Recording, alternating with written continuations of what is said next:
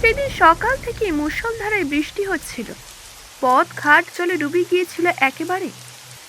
যানবাহন চলাচল একদম বন্ধ। অফিস কামাই করে আমি তাই ঘরে বসে রয়েছি। তখন সন্ধ্যাবেলা হঠাৎই অবনী আমার বাড়ি এলো। দেখলাম ওর চুলগুলো উস্কো খুস্কো, চোখ দুটো লাল। কতদিন যে দাড়ি কামাইনি কে জানে। এই অবস্থা দেখে আমি ওকে বললাম, কি রে, কি ব্যাপার? অবনী একটি কথাও না বলে আমার ঘরেই এসে চুপচাপ বসে পড়ল। অবনী হলো আমার বন্ধু। ও একজন প্রেস ফটোগ্রাফার। বিভিন্ন কাগজে ওর তোলা ফটো ছাপা হয়। খুবই স্মার্ট এবং সুদর্শন যুবক। ত্রিবেণীতে গঙ্গার ধারে ওদের নিজেদের বাড়ি রয়েছে, সেখানেই ও থাকে এবং ডেলি প্যাসেঞ্জারি করে। অবনীর ওই রকম চেহারা দেখে আমি ওকে বললাম, কি রে, কিছু বলছিস না যে? এমন চেহারা হলো কি করে তোর? কি হয়েছে বলতো? অবনী তার করুণ দুটি চোখ তুলে আমার দিকে তাকিয়ে বলল, আমি আমি বোধহয় বেশি দিন বাঁচবো না, জানিস? কেন রে, হঠাৎ এরকম মনে হওয়ার কারণ? অবনী বলল, তুই ভূতে বিশ্বাস করিস? না, তবে ভূতের নামে ভয় পাই। আর চাক্ষুষ কোনো দিনে দেখিনি, কাজেই বিশ্বাসও করি না। অবনী বলল, বাড়িতে আমি একদম টিকতে পারছি না রে। আজ কিছুদিন হলো আমার ঘরে অদ্ভুত সব কাণ্ড হচ্ছে, জানিস? আমার এত ভয় হচ্ছে, মনে হচ্ছে আমি হয়তো আত্মহত্যা করে ফেলবো। ওর কথায় শিউরে উঠে আমি বললাম, ছি ছি অবনী, ও কি কথা? কাপুরুষের মতো আত্মহত্যা করতে যাবি কেন তুই? অবনী হঠাৎই বলে উঠল, আচ্ছা, আমি পাগল হয়ে যাইনি তো? আমি তখন ওকে বললাম, মনে হচ্ছে তাই হয়েছিস। যাক, তোর ভাই কি? হ্যাঁ, ও 2 মাস হলো দুর্গাপুরে চাকরি পেয়ে গেছে। ও, তাহলে তুই বাড়িতে একা আছিস? হ্যাঁ রে, বিশ্বাস কর, আজ কিছুদিন হলো ও বাড়িতে আমি কিছুতেই থাকতে পারছি না। আমার বড় ভয় করছে। ওখানে আমি প্রতি রাতে আর একজনের অস্তিত্ব অনুভব করছি। তাই নাকি? কে সে? তা জানি না, তবে সে যে অশরীরী তা আমি ভালোই বুঝতে পেরেছি। কিছুক্ষণ পরই আমি নিজেই তখন স্টোভে জল গরম করে চা বসালাম। তারপর 2 বন্ধুতে চা খেয়ে একটু আয়েশ করে গুছিয়ে বসলাম। অবনী বলল, আমি ভাবছি কিছুদিন তোর এখানে থাকবো। তোর কোনো অসুবিধা হবে না তো রে? আরে না না, আমার আবার কিসের অসুবিধে? তবে আমার মনে হয় তোর আমার কাছে থাকার চেয়ে আমারই বরং তোর ওখানে থাকা বেশি ভালো হবে। খবরদার, ওখানে কোনো মানুষ থাকতে পারে না রে। তুইও পারবি না। আমার মতো তুইও হয়তো পাগল হয়ে যাবি। আমি ভাবছি ও বাড়িটা বিক্রি করে অন্য কোথাও চলে যাব। তা তোর ভাই আপত্তি করবে না? বোধহয় না। ওকে সব কথা জানিয়ে চিঠি দিয়েছি। সামনের মাসে ও সোজা তোর এখানে চলে আসবে। তারপর এখানে বসে আলোচনার পর যা হবে কিছু একটা সিদ্ধান্ত নেওয়া যাবে। হুম, তা ও বাড়িতে কতদিন রয়েছিস তোরা? ওটা তো আমাদের পৈতৃক বাড়ি। আমার বা আমার ভাইয়ের জন্মই ও বাড়িতে। আচ্ছা, তা এর আগে কখনো ওই রকম অস্তিত্ব অনুভব করেছিলি? না রে, কখনো না। এমনকি দিন 15 আগেও না। সব কিছু শুনে আমি কিছুক্ষণ গুম হয়ে বসে রইলাম। তারপর অবনীকে বললাম, তা ঠিক কি কি হয় বলতো?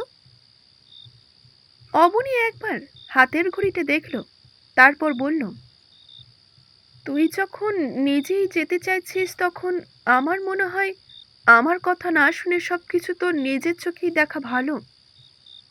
কেননা আমার সব কথা তুই বিশ্বাস করবি কিনা জানি না, তবে তুই গেলে আমি খুশি হব। কেননা আমিও দেখতে চাই আমার ঘরে আর একজনের উপস্থিতি সত্ত্বেও ওইসব ঘটে কিনা। যদি যাস তো এখনই চল, লাস্ট ট্রেনটা এখনো যায়নি, পেয়ে যাব। আজকের এই দুর্যোগের রাতে মোটেই যাওয়া ঠিক হবে না, কাল বরং সকালে যাব। তারপর 2-1 দিন থেকে আবার তোকে সঙ্গে নিয়ে ফিরবো।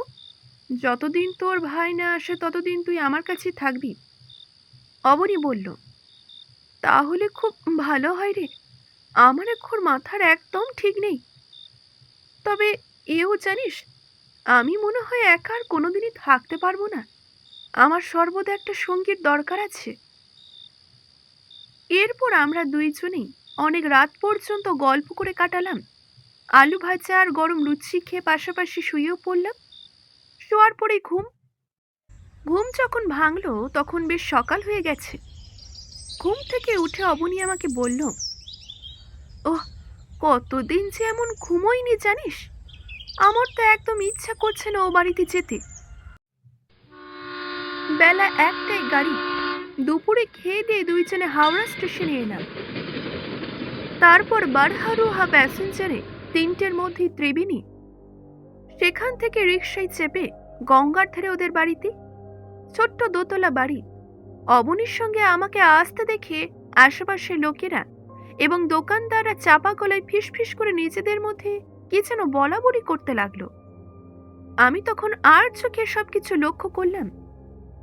তারপর অবনীদের বাড়িতে গিয়ে দোতলার ওর শোয়ার ঘরে ঢুকলাম। ওর ল্যাবরেটরি নিচেই একপাশে খোলা ছাদও আছে। ওর ঘরের ভেতর থেকে গঙ্গা দেখা যায়, আর ছাদ থেকে দেখা যায় শ্মশান। যাই হোক, অবনীর বাড়িতে গিয়ে হাত মুখ ধুয়ে চাটা খেলাম। তারপর বললাম, শোন অবনী, আমি একবার বাইরে যাচ্ছি 8 ঘন্টার জন্য। তুই একা থাকতে পারবি তো? হ্যাঁ, তা পারবো। এখন তো দিনের বেলা, আর তাড়াতাড়ি আসিস বাপু। আরে না রে বাবা, না, তোকে একা রেখে কি আমি বাইরে বেশিক্ষণ থাকতে পারবো? আমি একটু পরেই আসছি। আমি অবনীদের বাড়ি থেকে বেরোতে পাশের বাড়ির একজন বয়স্ক মহিলা আমাকে ডেকে বললেন, বাবা শোনো, তুমি অবনীর কে হও?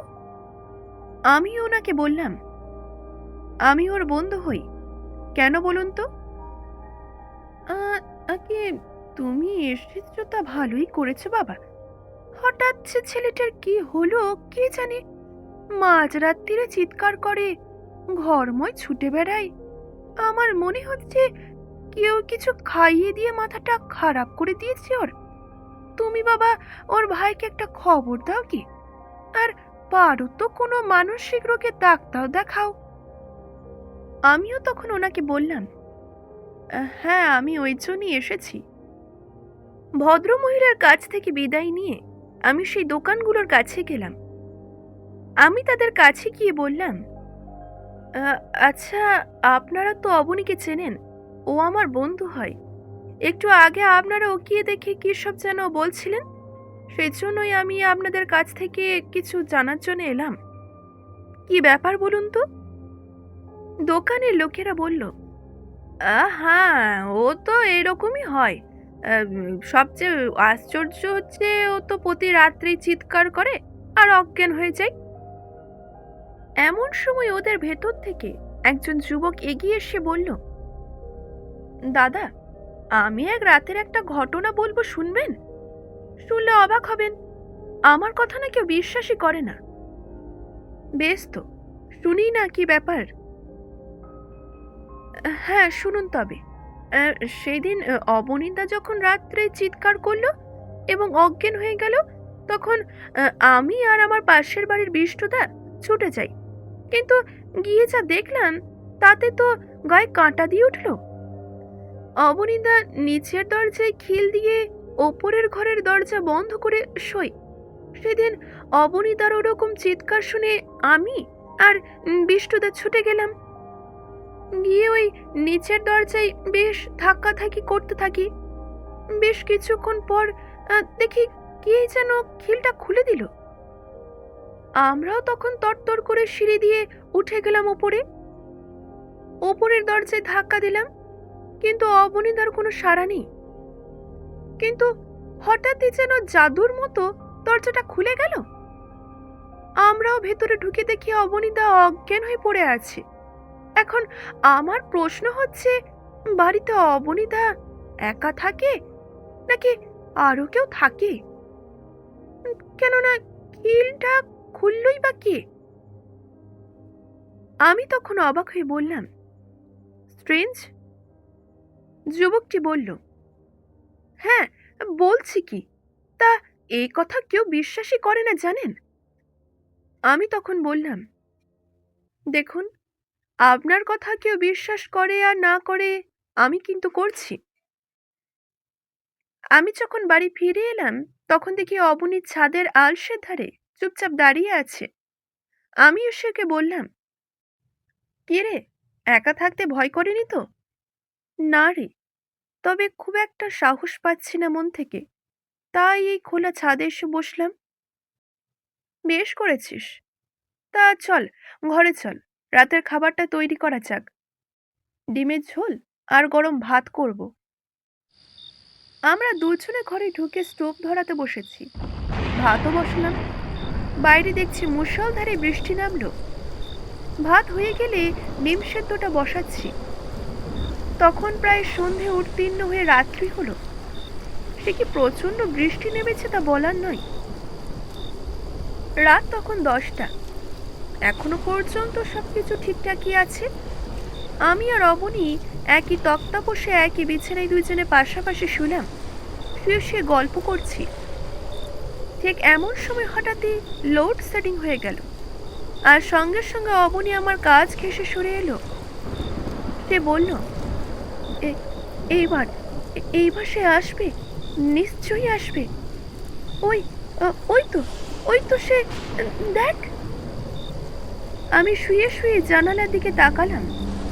দেখলাম জানালার ঘষা কাছে ফ্রক পরা 14-15 বছরের একটি কিশোরী মেয়ে এলো চুলে ঠেস দিয়ে দাঁড়িয়ে রয়েছে। এমন সময় একটা দেশলাই চালার আওয়াজ হলো। তারপরই দেখা গেল টেবিলের বাতিটা জ্বলছে।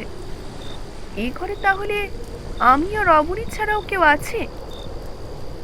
জানালার দিকে তাকাতে দেখলাম ছায়া মূর্তিটা মিলিয়ে গেছে।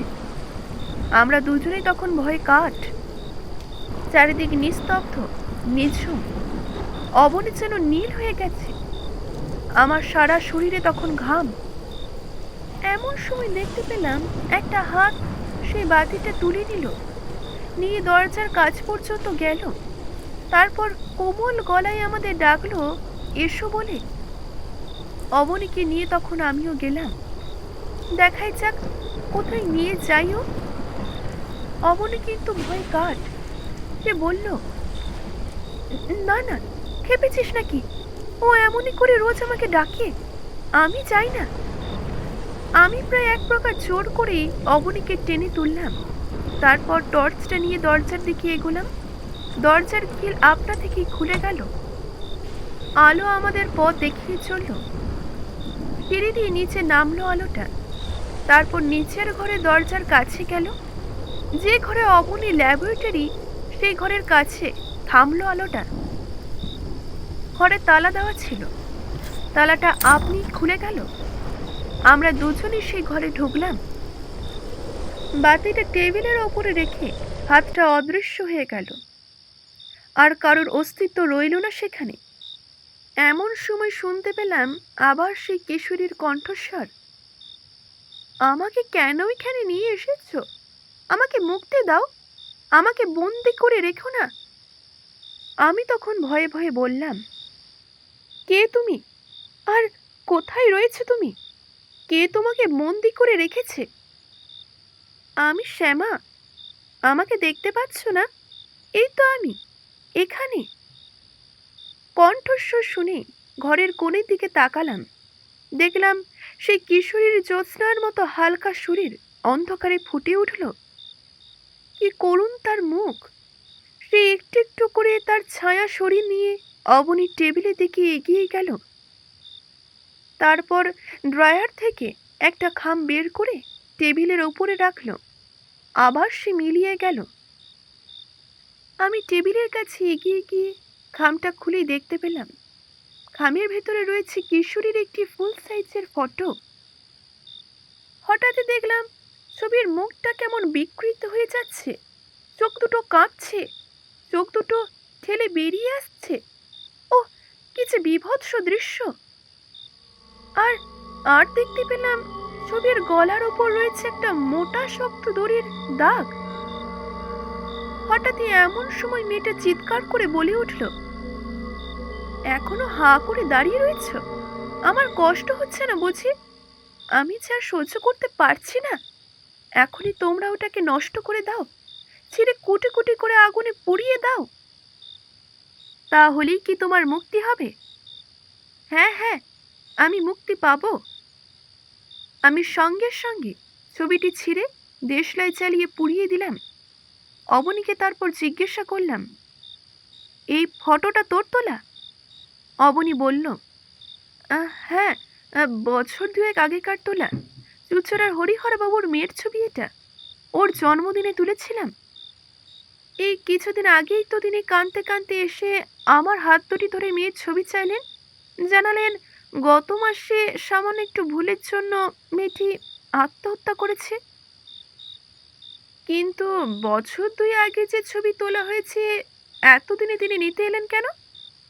আগে বছর দুই আগের ছবিটা আমি তুলেছিলাম ঠিকই, তবে ছবি তোলার পর থেকে হরিহর বাবু টাকা দেওয়ার ভয়ে আমার সাথে দেখাই করেননি।